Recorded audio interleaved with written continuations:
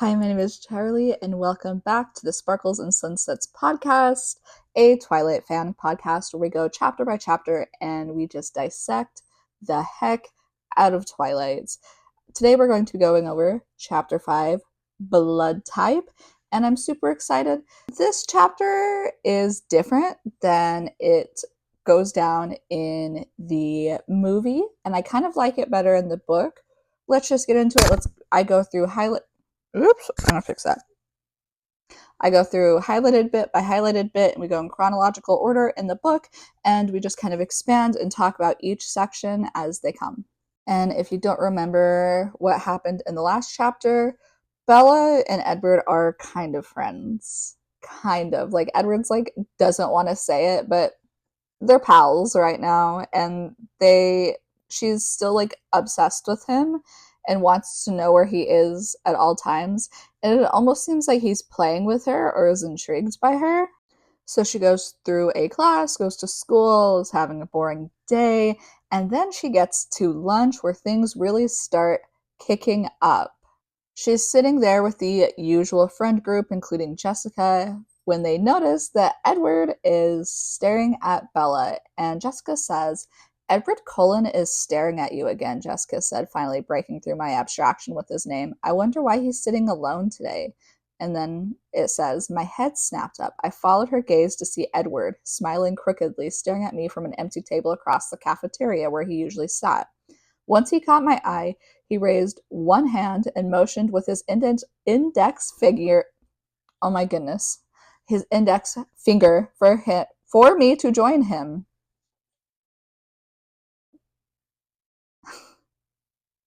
Once he'd caught my eye, he raised one hand and motioned with his index finger for me to join him. As I stared in disbelief, he winked.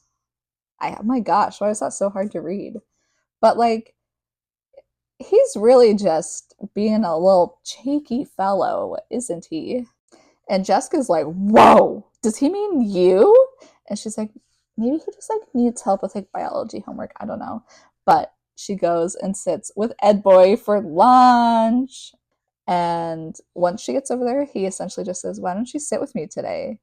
And then she sat down automatically, watching him with caution. He was still smiling. It was hard to believe that someone so beautiful could be real. And honestly, Robert Pattinson, that's like how I feel every time I see like Robert Pattinson.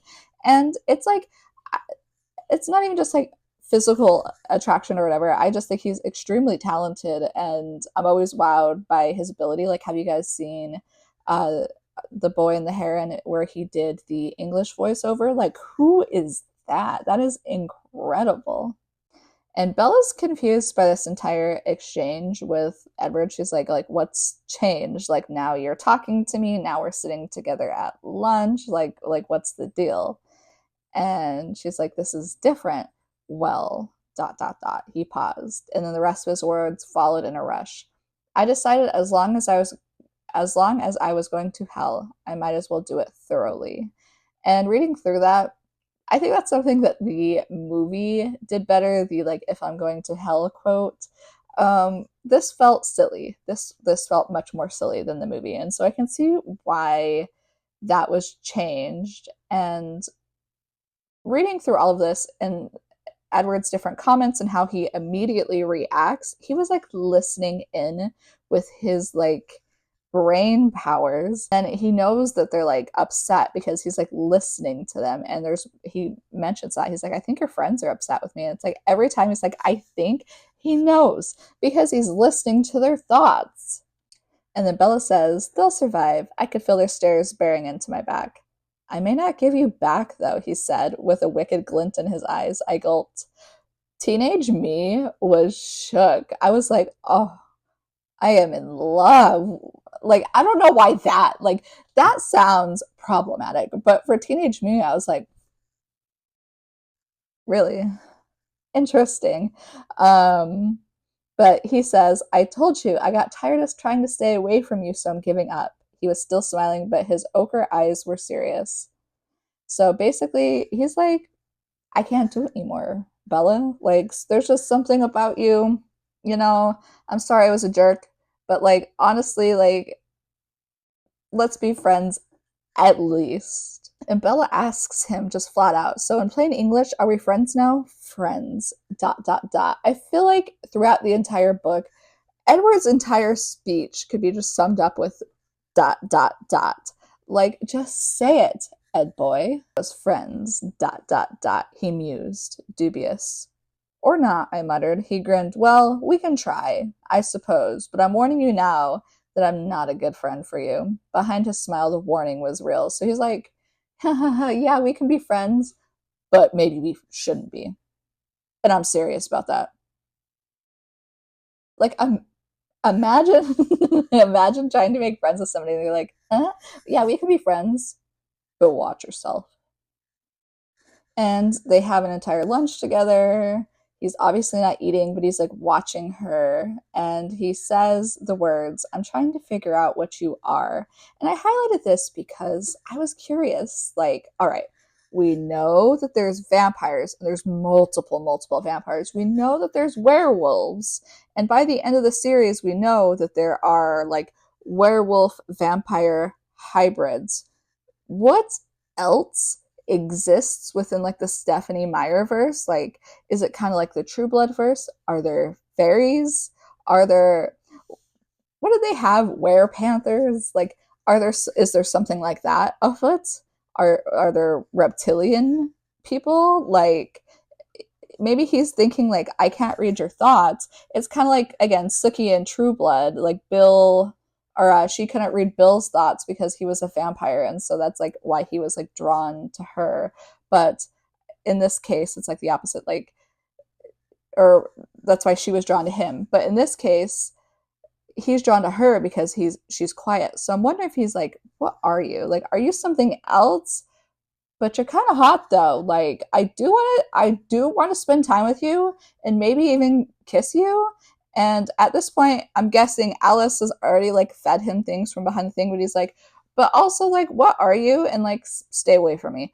And yeah, sure, we can try to be friends, but watch out. This is a wild conversation. So she says to him, I'm trying to figure out what you are. His jaw tightened, but he kept his smile in place with some effort. Are you having any luck with that? He asked in an offhand tone. Not too much, I admitted. He chuckled.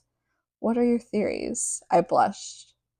And she says that she's been going between Bruce Wayne and Peter Parker, but she doesn't say that out loud. And he's like, why won't you tell me? And she's like, it's too embarrassing. And he's like, that's really frustrating, you know? And I can only imagine he's like most of the time I can just like tell, like, I'm like, oh, okay. But for this, I'm like, no, seriously, like, what do you think? Like, what am I? Like, and then the easy to read thing comes up again in their lunchroom conversation. And he also pokes fun at Mike Newton and goes on to say that most people are easy to read, except me, of course. Bella says, yes, except for you. His mood shifted suddenly. His eyes turned brooding. I wonder why that is. And so, again, like, do you think like he wonders if there's like another like type of supernatural within the world? Like, I guess they can read wolf thoughts, can they not? I can't remember. I'm pretty sure they can though. So it's like, are there other, like, what else is out there? Like, I don't know, like, what Stephanie Meyer on social media, I think she has an Instagram with like her publishing thing, just like every day, like message them, be like, I have a question for you guys. Maybe you could answer this for me. And then again, they just go back and forth talking about silly things like kryptonite. They're obviously flirting. And she's like maybe you're like a superhero, like lists several. And he's like, but what if I'm not a superhero? What if I'm the bad guy? Duh. Edward would listen to that. I think that went triple platinum in Edward's car. And then there's one point where she says, you're dangerous. I guessed, my pulse quickening as I intuitively realized the truth in my own words. He was dangerous. He's been trying to tell me that all along. He just looked at me, eyes full of some emotion I couldn't comprehend. But not bad, I whispered, shaking my head. No, I don't believe that you're bad. And he goes, you're wrong. You're wrong. His voice was almost audible. Like, imagine like you say all that and he's like, I'm trying to imagine how he said that. His voice was almost audible. Okay, so she says, but not bad, I whispered, shaking my head. No, I don't believe that you're bad. You're wrong. Like this scene is wild. Like this scene is something that could only take place in a high school cafeteria. It's highly realistic, frankly. And so lunch is over, and she's like, "All right, let's go to biology." And he's like, "Oh, I'm like not going to class today." And he's like, she's like, "Why not? Like, why are you not going to class today?" And he's like, "It's healthy to ditch class now and then." He smiled at me. She's like, "Well, I'm going." Khaki skirt Bella has to, cannot skip a day of class to figure out what supernatural entity this handsome man is. She's got to go to biology. I would have skipped class. If you're watching this and you're my mom, no, I wouldn't have. Never for a boy. Yeah, I would have definitely skipped class. Absolutely, 100%. He'd been like, I'm skipping class. I was like, honestly, I was the worst, like, yes man. They're like, do you want it? Like, should we skip class today? Yes. Should we go do this? Yes. Like, I was like the friends that was like, no matter like what it was, like, do you want to go do like this super boring thing with me today? Like, my family's like grocery shopping. Do you want to go with me? Yes, dude. Yes, I do. I do want to go grocery shopping with you and your family. I don't know. I'm like not like that anymore. But I used to say yes to everything. Oh, we just had lunch today. How let's do next Wednesday. Yes, let's do. And now I'm like, oh, I don't know. I'll have to see if like I'm busy next Wednesday. I'm definitely not busy next Wednesday, most Wednesdays, okay? And so they realize, Bella realizes when she gets to class that biology today is they're finding their blood type.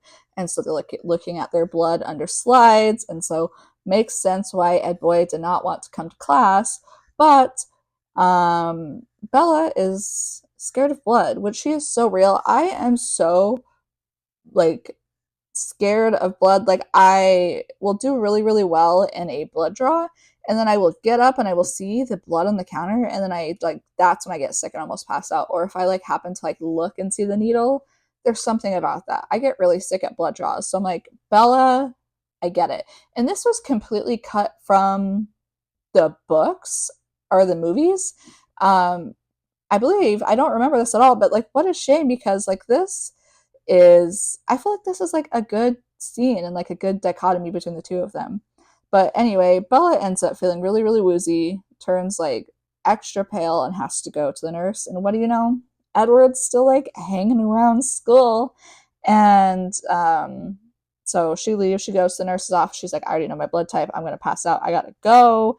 And so Edward sees her and like kind of meets her halfway and like brings her a nurse and is like, hey, like Miss Bella Swan like had this today in class and she's not feeling very well. And they're just like, oh, there's always one every single year. And then he says to her at some point, so you faint at the sight of blood?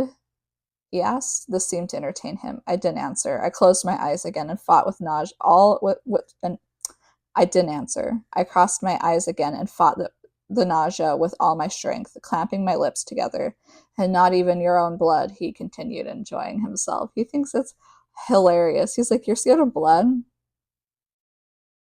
Interesting. Anyway, tonight I'm gonna go hunting with my family and I'm just gonna like rip into a deer neck and just be covered in it and like drink it and stuff. So like, I don't get the fear, but whatever. That's pretty silly. Again, I don't know what he is so hung up on Mike Newton. I'm like, imagine like your biggest op and like the guy you hate the most at school is a guy named Mike Newton. And like the way he's described, imagine like your biggest op is Mike Newton and you don't even know why. Like he's like, I don't, I shouldn't like this girl, but I do. I like her a lot, but Mike Newton likes her too. So and like I think he's like referencing both Mike and Eric, but I feel like Mike is thrown around a lot more, and he seems to be obviously more of a main character through other things, but other parts of the story. But yeah, Edward's real hung up and hates that boy. And that's probably why I guess they go to the movies. She was like, Edward will come back if I go to the movies with Mike Newton because he hates that guy.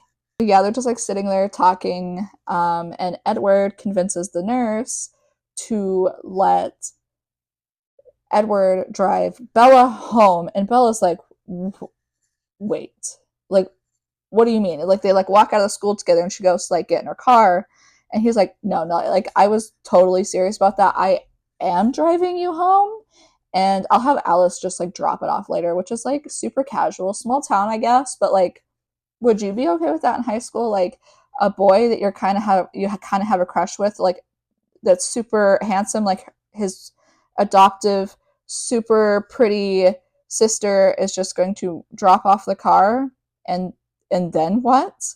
Like I would have a lot of follow-up questions, because again her next class I guess was gym, and he's like, I can take care of that girl, like do not worry, and he like smooths it over with the nurse, gets her home, gets her in the car, and she like doesn't want to go with him at first. She's like, I will walk. Like, if you don't want me to drive, like, okay, whatever. Like, I'll walk home. Like, I do not care. So they get in the car together, they start driving, and they talk about the weekend plans. And he's like, where are you going? And she's like, down to La Push. And she invites him to La Push Beach. And I do not go to La Push Beach, but thank you for the invitation. And another scene that's a little bit different, that makes me laugh, in the movies, but is a little bit different in the books. So there's the scene in the movies where she's looking at like his record collection and like picks up the one he's listening to, and she's like, Claire de Lune? I asked, surprised. He's like, you know, Debussy, and it just makes me laugh. He's like, I don't even know if that's how it's pronounced. I always see people say that on TikTok. They're like, Debussy. But yeah, the Debussy scene is in the car as opposed to inside their super sick Pacific Northwest mansion. So we're hitting a lot of iconic scenes, but they're just kind of like in a different way. But I kind of do like it better in the car. And they're going back and forth and they're talking. And this part kind of like unsettled me. And I was like, ew, Edward, like what a ew, why would you even ask such a disgusting question? But he goes, how old are you? His voice sounded frustrated for some reason I couldn't imagine. He stopped the car and I realized we were at Charlie's house already. And then more. And then she says, I'm 17. I responded, a little confused. You don't seem 17. His tone was reproachful. It made me laugh. What? He asked, curious again. My mom always says that I was born 35 years old and that I get more middle aged every year. I laughed and then sighed. Well, someone has to be an adult again. Poor parentified Bella. I paused for a second. You don't seem so much like a junior in high school yourself, she said. And then he made a face and he's like, oh, anyway, change subject. So why did your mom marry Phil? Tell me about your stepdad. Like, again, imagine you're like with this like strange man and he's like, all right, let's talk about this. And then you like obviously like hit like a sore subject and he's like, anyway, stepdad. How is he? Who is he? What is he? And she's like, I don't know. It's Phil. He's like a minor league baseball player. And he's like, would I know who they were? And she's like, no. And he's like, huh, like laughs at it. Like, and then she asks, she's like, what happened to your parents actually, Edward? And he's like, oh, they died many years ago.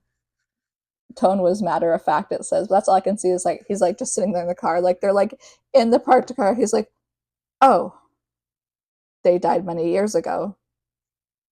And you're just like, okay, like you wanted to know everything about my stepdad's career, but you're not even gonna like let me in a little bit, Ed boy. Alrighty, alrighty. He's like, well, why won't you come with me this weekend? And he's like, because I'm going to be hiking with my family. We're going to the Goat Rocks Wilderness just south of Rainier. I remember Charlie had said the Cullens went camping frequently. I have been to like the Pacific Northwest. I have not been to Mount Rainier, but I saw it from the car. Like, what a beautiful area, honestly.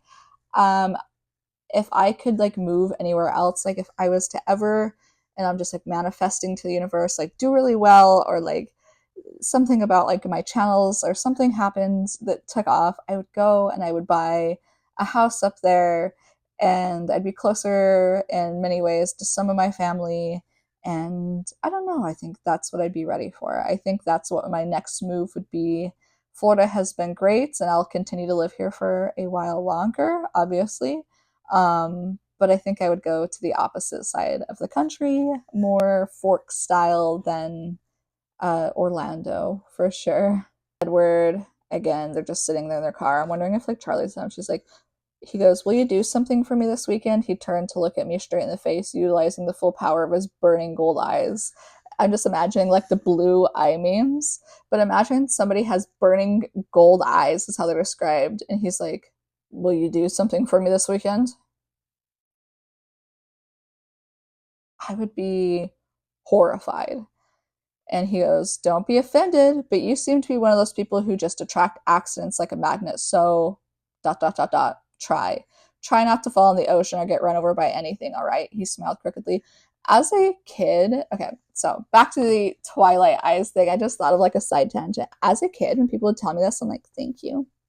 Thank you, exactly. But now as an adult, maybe. I think my eyes are just hazel. Sometimes they're a little bit more ambery, but every so often, and even pretty recently, I've had like somebody in real life who has seen me and they said, "Your eyes look like Twilight's." And I'm like, "I think it's called warm hazel." Actually, I just have well-fed Twilight eyes. Sometimes they do like more ambery, but I don't know. I don't know. It's just something I get a lot. And like as a kid, I was like, thank you. And like that was like if you would have asked me at like 16 what my favorite part about myself was, I'm like, my eyes. And like every picture that I took at the time was like the blue eye people. The girl that does the Jasper impressions. That was me all the time. Me in every picture. Somebody's like, "Hey, do you want to take a picture with me and me?" I'm like, "Oh yeah." Anyway, but yeah, that's kind of the end of the story. And he's still smiling as he drove away. The next chapter is called Scary Stories. And if you're familiar with the movie or what comes next, maybe you know what that means. Maybe you know what's coming next. But I will get to you guys as soon as I very much can. This podcast takes up a lot more time than I could have like ever thought it did. And then I have all of my other online projects. So it's going to take me probably the entire year to make it through the series. And then I want to cover other media. And then we have like the new series coming out. So I got to get moving. I'm going to try to film more than just a couple a week. But man, it is hard to not only read a book, then reread it again, and then reread it with highlights of what I want to talk about, and then to record my thoughts about the book. It's like I'm basically experiencing the book 4 times. I'm reading it like 3 times at least, and then I'm expressing it to you and going through it. So it's like I'm getting like 4 or 5 go throughs. Like I am going to be an expert of this novel when I am done. But when I see you guys next, chapter 6, Sarah's Scary Stories. Tomorrow, I'm going to be editing a lot of videos, and so hopefully you guys will see some new fun content soon. I'm really still enjoying the change up in content and making them more long form. I think it's super fun, and like where else, like right now I'm gonna edit it down, but right now it says 27 minutes. Like where else would I be allowed to just yap about a singular chapter from Twilight for 30 minutes? Nowhere. Here on YouTube. So if you're interested in seeing more about the Twilight series from my perspective, please subscribe.